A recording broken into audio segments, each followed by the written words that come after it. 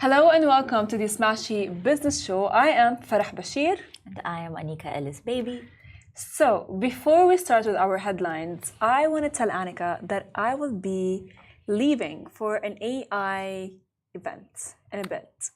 Which is honestly, it's really cool because we're going to be knowing all about AI and what's going to be coming for AI for the United Arab Emirates. Yes, of course, very interesting event. What's the name? It's AI Retreat. And it's happening at the Museum of the Future? Yes, which by the way, I think the location is very convenient because as we know, like the Museum of the Future and AI is the future and the Museum of the Future, they all, I think, coordinate well together and go hand in hand. Of course, I think that Museum of the Future is the place where a lot of these events, especially when it comes to AI, robotics, business in general, a lot of such events are held over there. Very fitting place, very beautiful place. 100%. So yeah, which actually brings us to our first story for the day. But before bringing our stories for the day, which by the way, we are going to be talking AI. So I'm going to give you the headlines.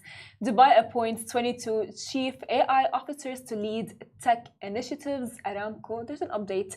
Shares rise after follow-on offering. And Saudi Arabia's Q1 GDP contracts 1.7% amid oil sector struggles. And let's jump to our first story. As I said, it's all about AI. So Dubai appoints 22 chief AI officers to lead tech initiatives. His Highness Sheikh Hamdan bin Mohammed bin Rashid Al Maktoum appointed 22 chief AI officers within Dubai's governmental bodies, as reported by WAM. Now, these appointees will spearhead AI and advanced technology endeavors within their respective entities. And His Highness said, "We have approved the appointment of 22 chief AI officers across government entities in Dubai as part of a forward-looking vision aimed at leveraging AI to enhance government operations." Now, this initiative will enhance Dubai's progress and expertise in the sector and consolidate its position as a leader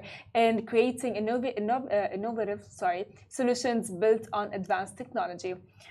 What do we think, Annika, with the AI just like starting to take over jobs? Okay, that's such a dystopian way to phrase it. This is a very nice thing that the UAE and Dubai especially has always been on top when it comes to embracing change. True.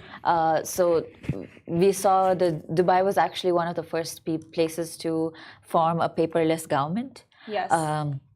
And now we're moving in and we're embracing AI, which is the way of the future. Whether you like it or not, AI is going to be a big part of our roles. And I think it's just a sign for us to upgrade our skills, to upskill ourselves. And it's not necessarily a whole like something's about to steal your job. It's more about something's coming in to help make your job more efficient, perhaps more right.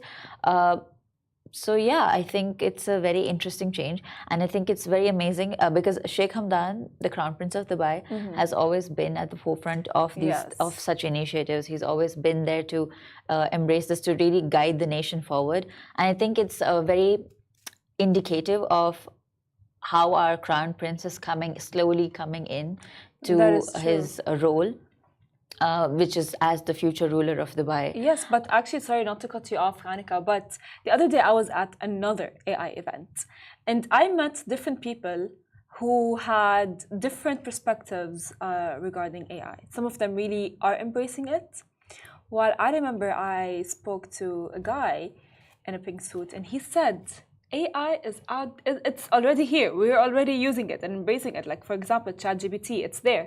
We use it, right? 100%. All the time, and it's helping. Like you can take AI in a way that and use it for your benefit. He's like, but it's already taking over. Yeah, 100%. It's already taking over.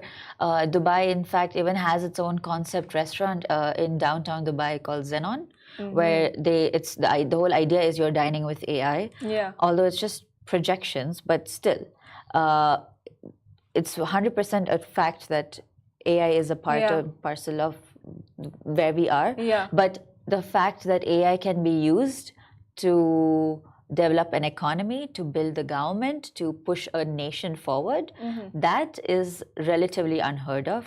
That's relatively new. So it's going to be very interesting to see where it goes. Well, so now, away from AI, you guys, let's now jump to oil and Aramco, because there is an update. Would you like to tell us about the update, Annika? Yes. Okay, so the shares have risen after a follow-on offering where Aramco's shares closed up 1.1% at 28.60 riyals, following its secondary share sale with $11.2 billion or 41.2 billion riyal. That's actually a very big number. Yeah, worth of trades on 1.6 billion shares. So the final share sale price was 27.25 riyals per share, below the expected range. Foreign investors, mainly from the US, UK, Hong Kong, and Japan, have bought 0.73% of shares, while local institutions and retail investors own 0.89% and 0.76% respectively. As well, by the way, the government retains a 97.62% stake. Proceeds will likely support Saudi Arabia's public investment fund for non-oil income projects, which is really, by the way, like, it is quite, I would say, very interesting, because we had like the increase is very, I would say, valid, and we can see it happen. 100%, but actually I want to connect this story with our next story, which is about how, so we have Aramco, which is Saudi's oil arm. Okay, so now Saudi's oil arm shares have increased because people have been buying it. People are showing interest in the idea in oil, because of course it's Saudi Arabia, why would you not? But at the same time, our next story, which is about how Saudi Arabia's GDP in Q1 has dropped compared to last year, and this has been an ongoing decline which has kept happening, and they're attributing this drop in GDP to oil activities and overall because the oil activities in Saudi Arabia have reduced. That's true. So this is the Saudi is an economy that's actively embracing, trying to embrace a non-oil sector. They're trying to move into other things, you know, the Line Project, Al Ula, concerts opening up. All of these are measures to improve tourism, to find new ways of revenue, to call more businesses. But another issue, by the way, for Saudi Arabia is that many countries do not follow targets, which affects, you know, the revenue and the shares and regarding oil. Yeah, 100%. But you know what I mean? When we're talking about Saudi, we're talking about Saudi right now. Yeah, Saudi. So, you know, it's like, this is it's just interesting that people are still investing into oil, whereas the Saudi government itself is holding a big chunk of these shares, and they are going to take the money and invest it elsewhere. So I'm just wondering if, like, the market itself is not looking a little too short term. Wouldn't we want to look a little more long term and go like, okay, clearly the government is pushing for something else. In a few years, or okay, not a few years, but in a couple of years, oil is going to become a lesser source of income. And there are going to be other things. And if I was, and this is not investment advice, disclaimer, this is not investment advice, but I just think that if the pattern is true, if the trends are correct, because okay, let's see, Reuters, I believe, and Arabian Business, they both had a headline where Saudi GDP has fallen 1.7%, but non-oil activity is climbing 3.4%. That is true, because people don't want to invest in oil. Sorry? Because people would want to invest in Aramco, of course. Yeah, no, it's not about that. It's about how Saudi government, the non-oil activity has climbed up 3.4%. Why? Because the government is looking at doing other activities. So I think perhaps there needs to be a reconfiguration of how GDP in Saudi itself might be calculated. Eventually, maybe not right now, but I feel like in a while it won't if we are going to keep comparing Saudi with its oil, perhaps the GDP is going to keep falling. Okay. But if we start looking at other things like the non-oil activities, so tourism, I'm not sure what else, but in the other aspects, perhaps.